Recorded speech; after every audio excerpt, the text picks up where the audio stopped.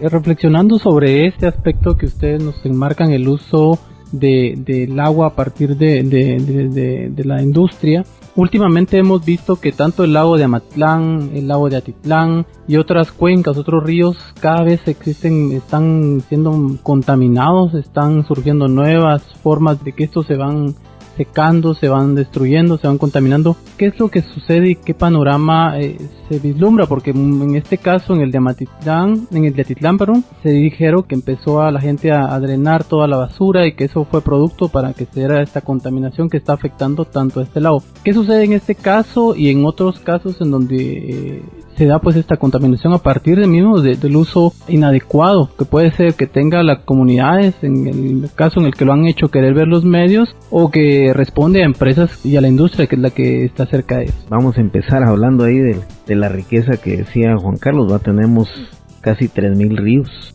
la mayoría que son ríos permanentes, y hay ríos de invierno, las quebradas que se conocen. Tenemos 38 cuencas que drenan agua hacia el Pacífico, hacia el Atlántico y hacia el norte, a México.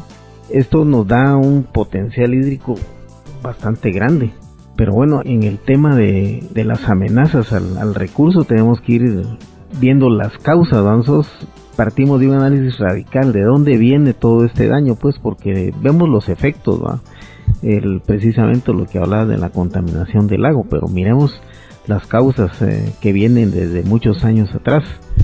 En principio, desde la planificación, el Estado de Guatemala dividió al país por regiones en vez de haberlo dividido por cuencas, porque el manejo de una cuenca sana, precisamente nos va a aportar agua de calidad y agua limpia, ¿no? Si la supiéramos manejar. Pero aquí existió, toda esa anarquía en la distribución de tierras y en el uso del suelo, en la urbanización, en precisamente el no contar con esos sistemas para drenarla, ¿no? Para hacer los drenajes y tratarla antes de devolverla al río.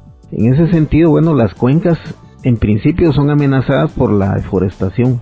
Actualmente solo contamos con un 27% de lo que podemos considerar como bosques primarios. El resto fueron ya talados precisamente y se siguen talando en función del negocio que es la madera. Nuestro país tiene relieves de altas pendientes. Cuando un bosque se tala en alta pendiente, lo que sucede es de que el suelo ya es protegido, pues, porque las raíces de los árboles retienen el suelo y lo afirman. Ese suelo es arrastrado hacia el caudal de la cuenca y llevado hasta el mar. Hemos perdido grandes cantidades de suelo fértil, de suelo orgánico, precisamente por el cambio de uso del suelo y por el arrastre de estos sedimentos a la cuenca que después se depositan en el mar. Sumémosle a esta tala indiscriminada que ha habido en nuestro país el hecho de que en el cambio de uso del suelo también se pasó a la dependencia de fertilizantes químicos. Los fertilizantes químicos precisamente sirven para la cosecha del año, pues, pero una buena parte es arrastrada por las aguas de invierno y también son llevadas a los cuerpos de agua. En este caso estaríamos hablando del lago de Atitlán o del lago de Amatitlán, que reciben no solo la descarga orgánica de las comunidades que están alrededor, sino también esa gran cantidad de químicos, de pesticidas, de plaguicidas que utilizan ya irracionalmente los campesinos en el campo, o las grandes fincas, que son los principales aportes. Y eso pues realmente lleva al fenómeno que observamos en el lago de Atitlán. Es decir, ahí la cianobacteria, pues, que ha vivido ahí por millones de años, lo que sucede es que le hemos creado un caldo de cultivo, pues, que le permite desarrollarse en forma ilimitada, pues, porque tiene el recurso a su disposición. Y las políticas para atacar eso tienen que ser a partir precisamente no solo de la regulación, sino de un cambio de actitud. Tenemos que irnos liberando de esos de la dependencia de estos químicos que realmente, no solo han agotado los suelos, sino que han mermado, los ingresos de los campesinos, producto de que invierten una gran cantidad de dinero para utilizar ese tipo de insumos que no se usaban hace 50 años. Estamos llegando irremediablemente a la pérdida de las semillas criollas por el uso de semillas importadas, o que para que éstas se den, en la forma que dicen los quienes las producen, hay que usar una gran cantidad de estos insumos. Eso es un elemento importante para el manejo de las cuencas, ¿no? El tema de la contaminación de los cuerpos de agua es un tema multifactorial. No podemos atribuirle a un solo factor o a una sola fuente contaminante la contaminación de nuestros cuerpos de agua. Lo que sí es cierto es que la totalidad de los cuerpos de agua de Guatemala está amenazada. Y en el peor de los casos, su amenaza ya se ha puesto de manifiesto, como lo que conocemos de los lagos más importantes de Guatemala, que han sido contaminados inclementemente durante los últimos 60 años. Bueno, el exceso de población, las malas políticas, la falta de regulaciones, como decíamos, ha contribuido a que este tipo de cuestiones ocurran. Y luego vemos que hay políticas que aparentemente no están directamente relacionadas con esto, pero que sí terminan afectando, ¿verdad? Y hablamos en particular de las políticas forestales de nuestro país, que no reconocen cierto tipo de bosques naturales, que no necesariamente son productores de madera, pero que no los reconoce como bosque, ¿verdad? Y podemos hablar del bosque seco espinoso, que realmente no produce madera, ¿verdad? Pero que sigue siendo un bosque. Y en las políticas públicas, en los programas oficiales, y sobre todo el Instituto Nacional de Bosques no lo tiene reconocido como bosque. Entonces, estos hábitats, estos ecosistemas, son muy importantes en el tema del agua, porque están cubriendo zonas de recarga hídrica, están interactuando directamente con mejorar las condiciones de estos cuerpos de agua. Luego, si vemos estos cultivos extensivos que se han generalizado por el país, los llamados no tradicionales, que requieren gran cantidad de insumos químicos para conservar los estándares, y la falta de regulación de cierto tipo de industrias, pues terminamos ahí sí que poniéndole los clavos al ataúd, ¿verdad? O sea, estamos terminando de construir pues la destrucción y la muerte de nuestros cuerpos de agua. En los últimos años, y se mencionaba hace un rato, los regímenes de precipitación han variado. Algunos expertos lo atribuyen al calentamiento global.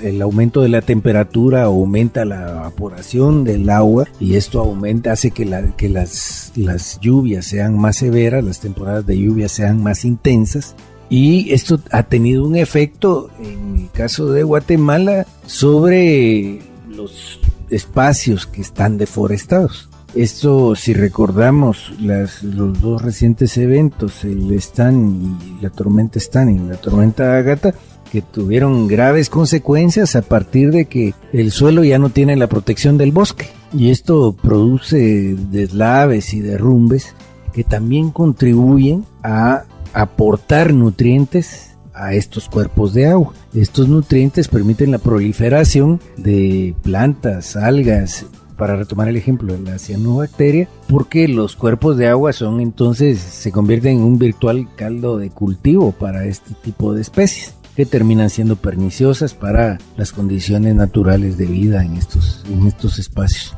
Entonces decía, no creo yo que podamos ubicar un solo factor. Lo que sí podemos ubicar es una sola línea de intervenciones erráticas para solucionar estos problemas. Y quiero retomar el ejemplo que se puso acá del lago de Atitlán, en donde el florecimiento de la cianobacteria se manifestó como un indicador de gran peligro, pero realmente en la práctica han sido muy pocas las medidas que se han tomado a nivel oficial, y pues se han habido intervenciones afortunadas más a partir de las presiones de la sociedad civil que de las políticas públicas. Pues, se habló en su momento de reducir y eliminar por completo el uso de detergentes, de organofosforados y el uso de fertilizantes químicos, y al día siguiente que el vicepresidente daba estas declaraciones estaban repartiendo abono en todas las comunidades de la cuenca del lago. Entonces son cuestiones contradictorias y, como digo, erráticas, pues. O sea, nosotros no podemos darnos el lujo de esperar mucho tiempo. Las condiciones medioambientales se convierten en una amenaza a partir de que nosotros no tomamos medidas eficientes,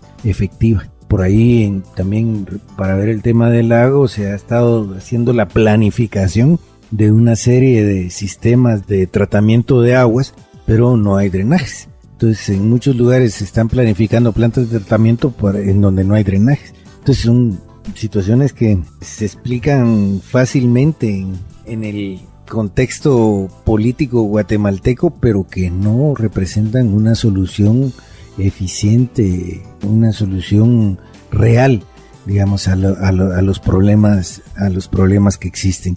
Pues la parte que le corresponde a la sociedad es proponer, es auditar, es buscar soluciones, y yo creo que en ese sentido sí existe por parte de las comunidades y por parte de una serie de actores propuestas que permitan empezar a solucionar, empezar a revertir estos procesos, empezar a darle solución a los problemas, pero obviamente requieren apoyos importantes, requieren medidas que contribuyan y de manera unida, pues, o sea, ahí tenemos que intervenir todos, intervenir toda la sociedad, intervenir desde la academia, con estudios que avancen en esto, hasta las mismas empresas y los gobiernos, ¿verdad?, a mejorar las condiciones generales del agua en el país.